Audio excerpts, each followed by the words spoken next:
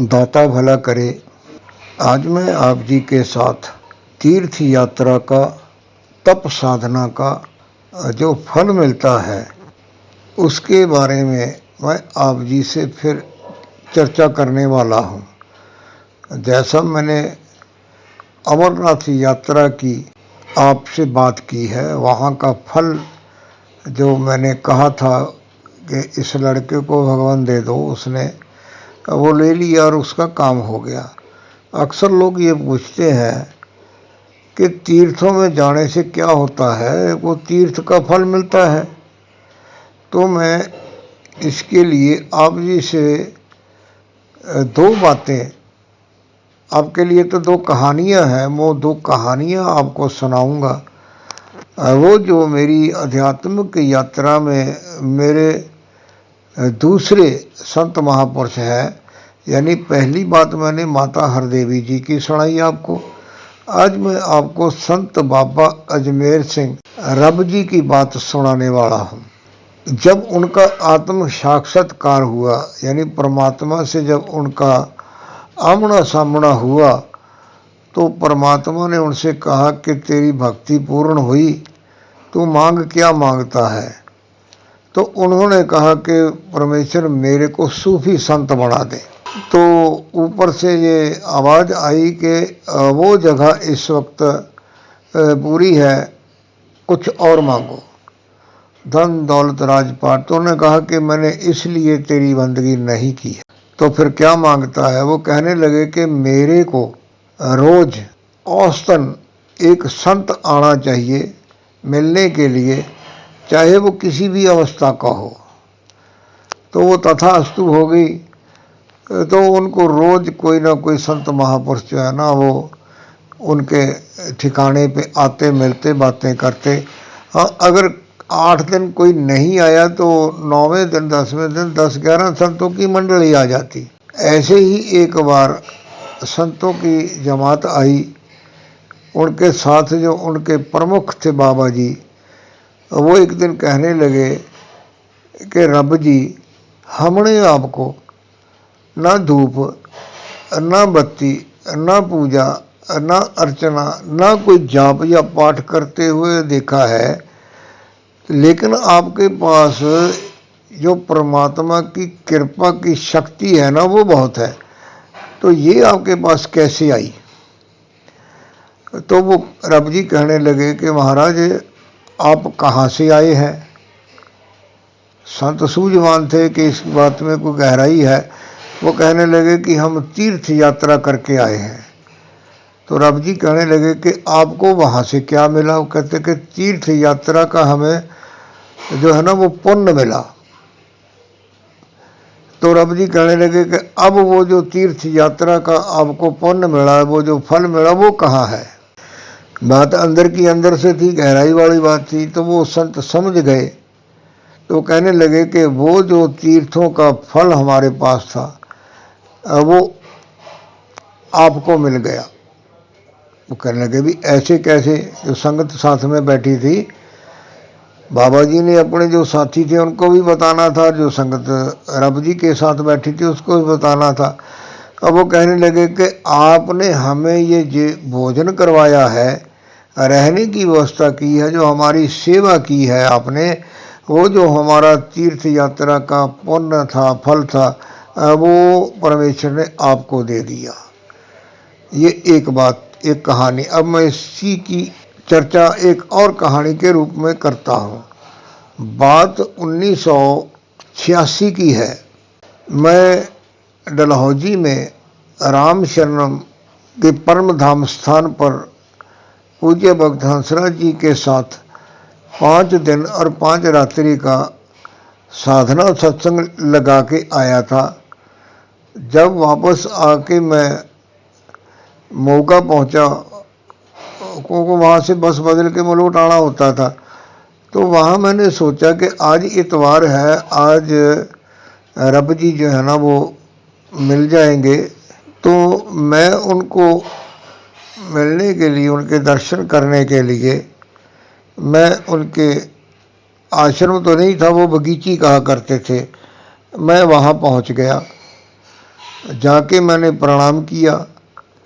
मेरे पीछे वो मेरा बैग टंगा हुआ था बहुत भारी, और वो हंस के कहने लगे, इतना भारी बैग लेके कहाँ से तू दार्जिलिंग से आया है? मैंने कहा जी दार्जिलिंग से नहीं, मैं डलहौजी से आया हूँ। तो वहाँ क्या करने गया था? मैंने कहा जी मैं वहाँ पर 5 दिन और 5 रात्रि का भगताथरा जी के साथ साधना सत्संग लगा के आया हूँ। तो कहने लगे अच्छा। चुप कर गए। उनके सिरहाने की तरफ एक सज्जन खड़े थे। उनको कहने लगे कि डॉक्टर साहब इसको लंगर छकाओ। तो मैं उसकी तरफ देखने लगा। उस आदमी ने पहले मेरी तरफ देखा, फिर रब जी की तरफ देखा, फिर मेरी तरफ देखा। तो उसके देखने से मैं ये अंदाज़ा तो लगा गया यार कुछ बात है। चलो खैर कोई बात नहीं, मालूम पड़ जाएगी। मैं उठा जी, तो वहाँ सामने जहाँ वो लंगर छकने के लिए खाने के लिए व्यवस्था थी, टाट बिछा हुआ था, मैं वहाँ जाके बैठ गया। वो सज्जन आए, पानी लेके आए, तो हाथ में पहले ही वो नल से धो के बैठ गया था। फिर भोजन लेके आए, तो भोजन की थाली के साथ ना वो एक पंखी लेके आए जो हाथ से जलने वाली होती है ना। तो वो मेरे को पंखा जलने लगे। मैंने यार देखा ये बंदा इतना लगता तो नहीं है, चलो खैर कोई बात नहीं। तो उसने जी मेरे से सवाल किया, कहने लगा जी मुझे कई वर्ष हो गए यहाँ आते हुए, आज तक रब जी ने मेरे से पानी का गिलास नहीं मांगा। आज आपको भोजन कराने के लिए कहा है, तो इसका क्या कारण है? दिमाग में तो मेरे पहले ही आई हुई थी, कुछ ना कुछ बात तो जरूर है। तो मैंने कहा भाई बात यह है, ये मेरे मामा जी है। तो मैं जब जाऊंगा अपने घर तो मेरी माता जी पूछेगी कि तू नानके गया था, तेरे मामे ने तेरे को पूछा कि नहीं पूछा, कुछ कोई तेरी खातर की कि नहीं की? वो कहने लगा जी ये बात तो नहीं हो सकती, कोई और बात है। मैंने कहा जी और बात है तो मेरे को तो मालूम नहीं। तो जिसने तेरे को कहा है भाई तू उसी से पूछ, तू रब जी से पूछ के, रब जी आपने मेरे को इसको भोजन कराने के लिए क्यों कहा है? तो चलो जी बात, मैं तो अपना काम करके तो आ गया प्रणाम करके वापस। 1998 में रब जी की मृत्यु हो गई। जब उनकी अंतिम अरदास का समय था तो मैं गया, जाना ही था। जिस दिन उनका अंतिम संस्कार था तब भी हम वहीं थे, और अंतिम अरदास वाले दिन भी वहीं थे। बहुत ज़्यादा रश था, बहुत पहुँचे हुए संत थे, हजारों की गिनती में लोग वहाँ आए हुए थे। तो मैं वहाँ उनके स्थान पे, जो उनका एक सेवादार का कमरा था, वहाँ मैंने अपना बैग रखा हुआ था और जूते उतारे हुए थे। जब मैं वहाँ अपना बैग उठाने के लिए गया और जूते में पहन रहा, तो वही जो डॉक्टर साहब थे वो मेरे पास आ गए। तो वो कहने लगे जी मेरे को पहचाना? हाँ। मैं कहा मेरे को पहचाना, याद है, मैंने आपको पहचान लिया है। वो कहने लगे कि मेरे को अब तो बता दो कि रब जी ने मेरे को आपको भोजन कराने के लिए क्यों कहा था? मैंने हल्का सा हाथ अपने माथे पे मारा। मैंने कहा रे बड़े मानस, तू 12 साल से उस बात को अपने अंदर छुपाए पी फिरता है, तूने पूछा क्यों नहीं? वो कहने लगा जी मेरा हौसला नहीं पड़ा। मैंने कहा बैठ जा, फिर मैं तेरे को बताता हूँ।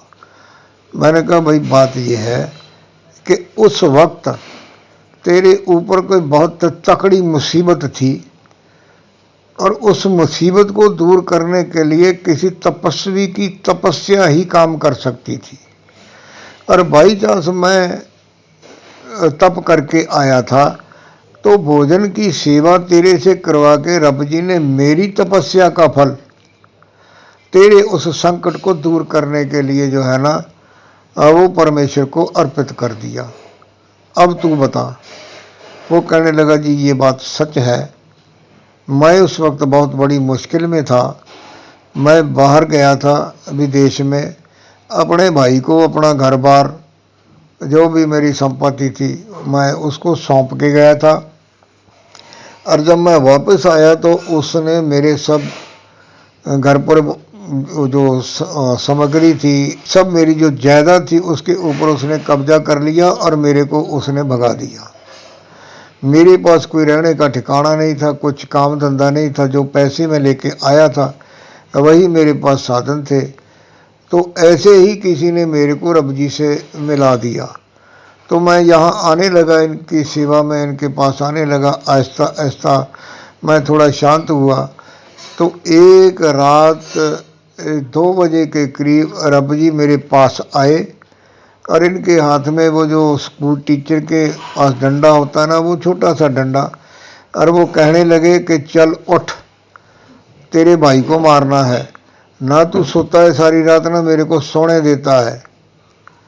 तो कहने लगा, मैं हैरान हो गया कि ये मेरी बात वहाँ घर बैठे ही सुनते हैं। उसके बाद उन्होंने मेरे को समझाया कि आहिस्ता आहिस्ता सब काम होते हैं, जल्दी का काम जो है ना वो शैतान का होता है।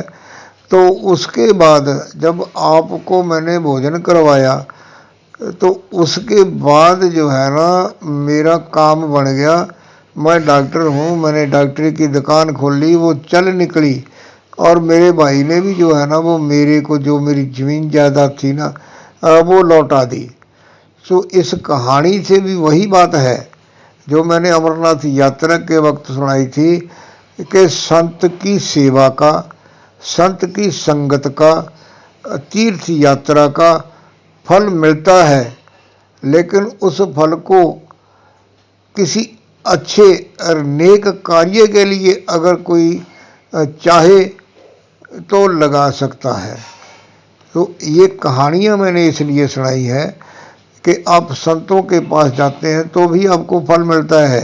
हाँ, शर्त यही होती है कि आप निस्वार्थ होके गए हैं। अगर आप अपना मनोर्थ लेके गए हैं तो जो आपको मिलेगा वो आपके मनोर्थ के काम आएगा। और अगर आप निरोल साधना के लिए गए हैं तो वो अलग से फल मिलेगा। तो इसलिए जब भी किसी संत महापुरुष के पास जाओ, मैं 2 बातें कहा करता हूँ कि अपने अंदर के विचार विकार ख्याल उनको छोड़ के जाओ, यानी खाली होके जाओ। लेकिन खाली नहीं जाना, यानी खाली हाथ नहीं जाना। संत के पास जाओ, उसके लिए फूल, फल या कोई मिठाई या कोई नकदी ये जरूर लेके जाओ, उसको भेंट करो, ताकि जो आपको उससे आशीर्वाद मिले वो आपके ऊपर पूरी तरह से काम करे। ऐसी ही बातें मैं आपको और भी सुनाऊंगा। ऐसी ये हमारी जो आध्यात्मिक यात्रा है ये चलती रहेगी। धन्यवाद। दाता भला करे।